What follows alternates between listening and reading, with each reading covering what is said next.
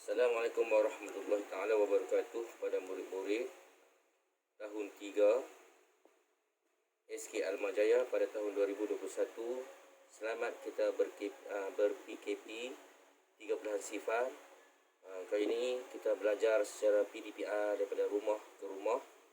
Jadi murid-murid dapat belajar dengan lebih mudah, dan cikgu akan mengakses, mengupload video ini ke dalam YouTube supaya murid-murid pada bila-bila masa sahaja boleh masuk dalam YouTube tanpa perlu mendownload banyak video.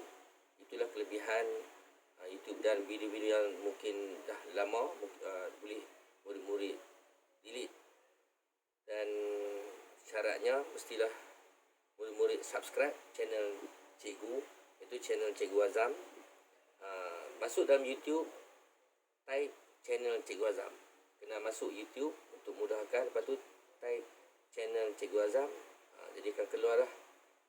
Pastikan channel Cikgu Azam ni senang saja, iaitu muka cikgu lah.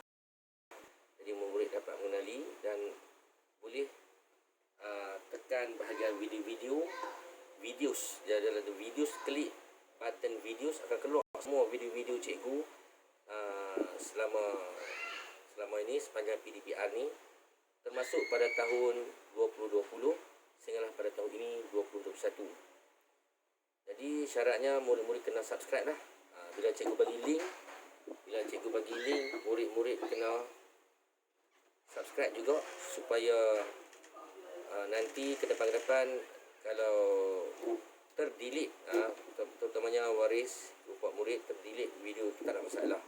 Sebab setelah subscribe akan mudah, setiap kali masuk channel Cikgu Azam akan mudah mencarilah. Sebab subscribe tu dia akan masuk automatik dalam YouTube para waris. Kalau tak subscribe mungkin masalah nak kena cari balik. Syarat dia mesti subscribe lah. Dan seterusnya, kita tanpa buang masa, kita masuk pada topik tambah pecahan tahun 3. Jadi murid tahun 3 telah pun belajar selama lebih kurang dalam 2 minggu tentang pecahan, pengenalan kepada pecahan di semasa belajar bersemuka sebelum cuti hari raya, iaitu pecahan wajar, pecahan tidak wajar. Yang mana pecahan wajar ini pengangka lebih kecil daripada penyebut, dan sebaliknya pecahan tak wajar pengangka lebih besar daripada penyebut. Telah pun kita pelajari dalam kelas secara bersemuka tempoh hari, dan kita mulakan PDPR ini selepas habis cuti hari raya pada 17 Mei lah. Jadi murid-murid dapat belajar dengan mudah daripada rumah ke rumah. PKP 13 sifar. Jadi kita mulakan kepada tambah pecahan. Terus kepada garis nombor lah. Ini cikgu letakkan garis nombor. Kalau macam mana pun, bila kita buat latihan untuk lebih faham, murid-murid boleh lukis garis nombor. Garis nombor ni murid-murid boleh lukis sendiri untuk latihan-latihan yang seterusnya lah. Ini contoh yang cikgu lukiskan untuk murid lihat macam mana cara cikgu melukis garis nombor menggunakan pecahan.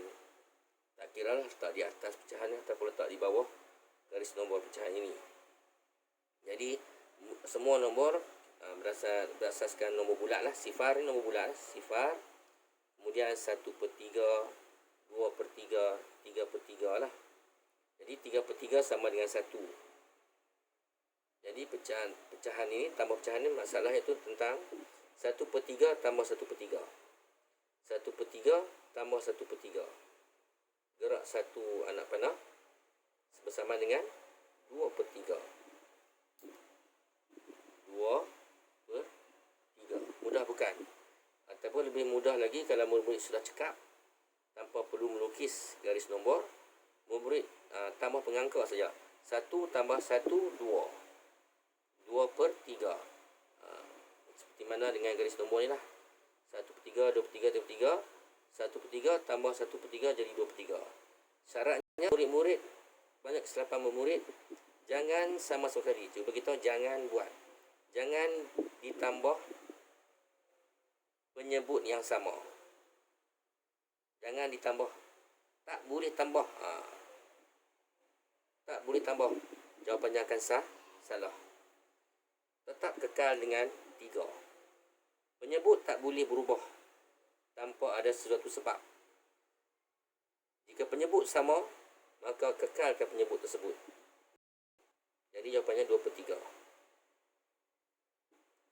Seterusnya, garis nombor seterusnya, sifar 1/6, 2/6, 3/6, 4/6, 5/6, 6/6. Ingat, 6/6 sama dengan 1 seperti mana tadi, 3/3 sama dengan 1. 6/6 ini adalah pecahan, ingat balik, ulang kaji. 6/6 sama adalah pecahan tak wajar. Itu juga 3/3 adalah pecahan tak wajar. Pecahan tak wajar ialah apabila pengangka dengan penyebutnya sama besar. Pengangka penyebutnya sama besar, maka ia adalah pecahan termasuk dalam pecahan tak wajar. Apabila pengangka dengan penyebutnya sama, contoh 3/3, maka hasilnya juga bersamaan dengan nombor bulat nombor 1. 3/3 sama dengan 1, begitu juga 6/6 sama dengan 1. Apabila pengangka dengan penyebutnya sama. Apabila pengangka dan penyebutnya sama, maka ia tetap kekal dengan nombor bulatnya, iaitu 1. 3/3 sama dengan 1, 4/4 sama dengan 1. Itu contohlah. 5/5 sama dengan 1, 7/7 sama dengan 1, 8/8 sama dengan 1. Asalkan syaratnya penyebut pengangka di atas, pengangka dengan bawah penyebut sama. Seperti mana contoh ni, 3 sama dengan 3 kan, penyebut dengan pengangka kan. Jadi jawapannya sama dengan 1. 3/3 sama dengan 1. Itu juga 6/6 sama dengan 1. Supaya murid tidak keliru dengan 1 ni lah. Okey, seterusnya kita lihat kepada masalah tambah. 2/6. 2/6 tambah 2/6.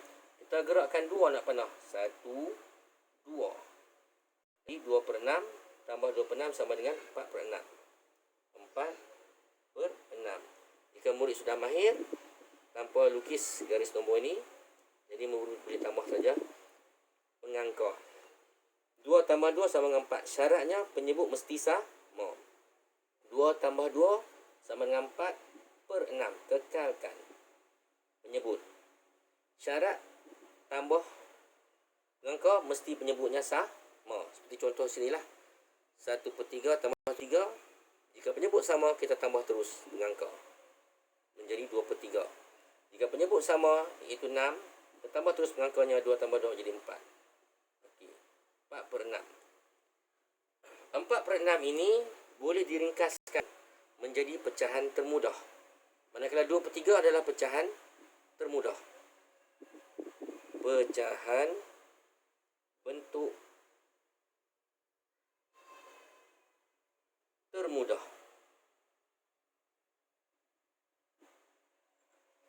Dua per tiga adalah pecahan bentuk termudah, tidak boleh lagi dibahagi. Manakala 4/6 boleh dibahagi. Jadi ini adalah bukan lagi jawapan. Jika murid tinggal 4/6, jadi murid tak dapat lah. Ini bukan jawapan yang dikehendaki, maka masih lagi tergantung. Bukan jawapan sebenar. Sebab 4/6 belum dibahagi lagi. Jadi kena bahagilah. 4 bahagi berapa? Ni sifar berapa ni? Ingat balik. 2, 4, 6, 8, 10. 2, 4, 6, 8, 10. 2, 4, 6, 8, 10. Itu adalah daripada hasil darab bagi sifir 2. Jadi sifir 2 adalah begitu jugalah dengan bahagi 2 ataupun darab 2. Ini kena bahagi 2 lah. Sebab untuk dapatkan pecahan bentuk termudah, kita kena bahagi. Bahagi dengan 2. Bila atas bahagi 2, bawah pun mesti bahagi 2. 4 bahagi 2, 6 bahagi 2. Syarat untuk membahagi pecahan mesti pengangka dengan penyebut dibahagi dengan sifir yang sama, iaitu sifir 2. Syaratnya, kita boleh panjangkan garisan ini seperti begini dan sama dengan 4 bahagi 2 sama dengan 2. 6 bahagi 2 sama dengan 3. 2/3. Ini adalah pecahan bentuk termudah. Tidak boleh lagi dibahagi. Contohnya lain, jika penyebutnya tidak sama. Ataupun satu lagi, cikgu bagi contoh. Begini juga, mungkin kita ambil contoh yang lain. Contoh 1/6 tambah berapa sama dengan 5/6. Ini contoh yang lain lah.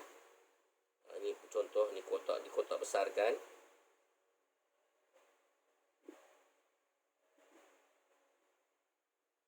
1/6 tambah berapa pecahannya? Menjadi 5/6. 1/6 5/6.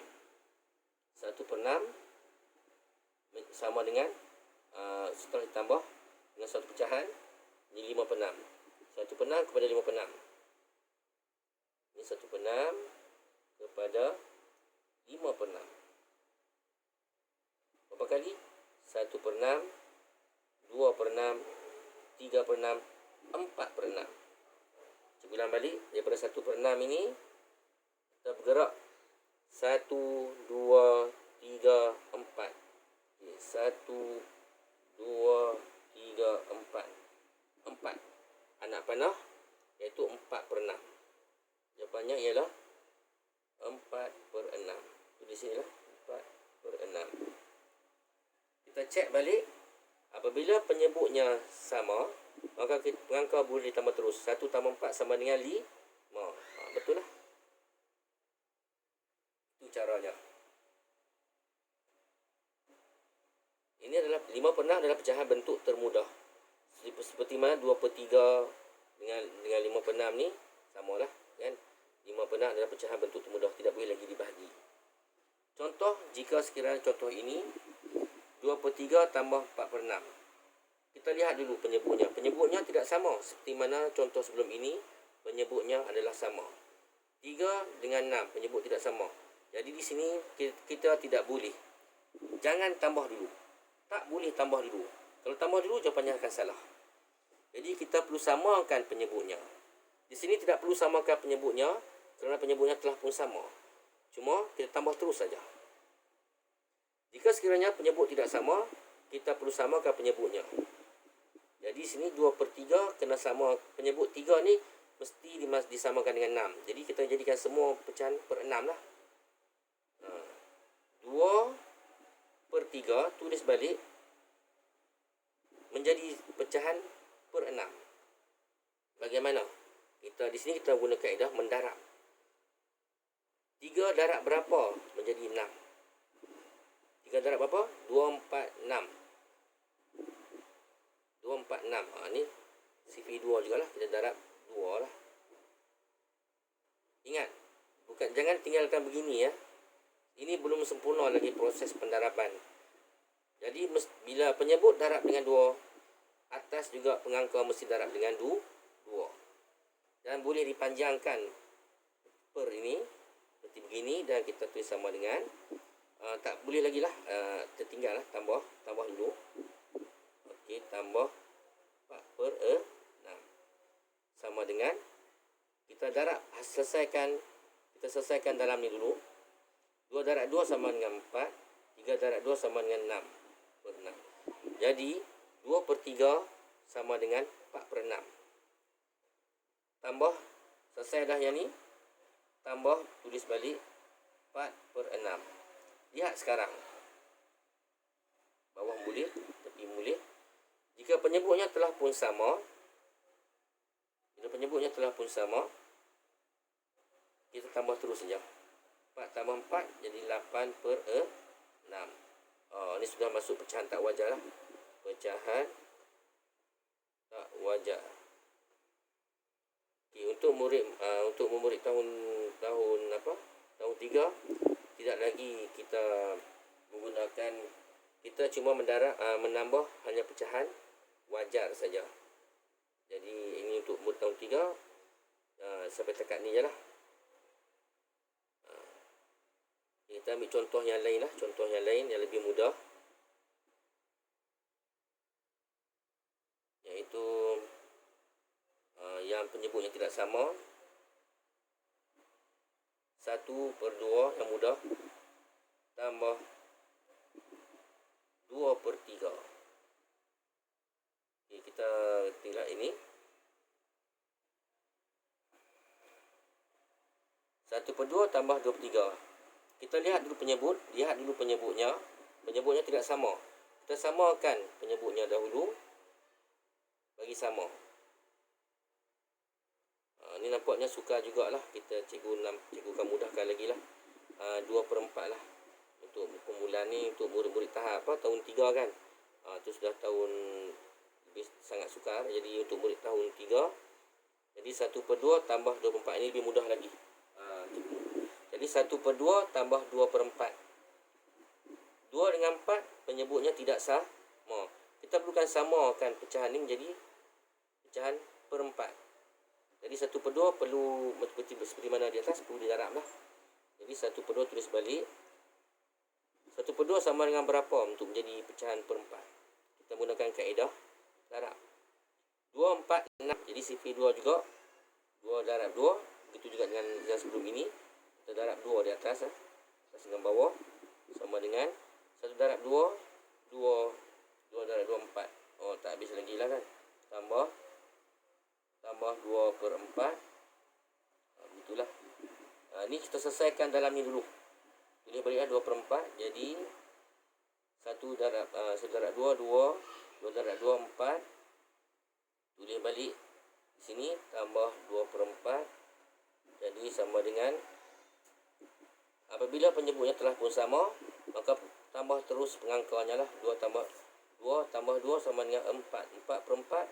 Ingat, apabila pengangka dengan penyebutnya sama, ia sentiasa dengan 1. Seperti mana 3/3 sama dengan 1. Mana lagi? 6/6 sama dengan 1. Begitu juga 4/4 sama dengan 1. Mudah bukan? Ini sudah masuk tahun yang lebih susah sikit lah. Biasanya tahun 2, tahun 3 untuk soalan pertama, kedua dan yang ketiga lah. Yang tak masuk. Ini soalan, tapi tambah konsepnya tambah masih lagi sama lah. Okay. Sekian, terima kasih.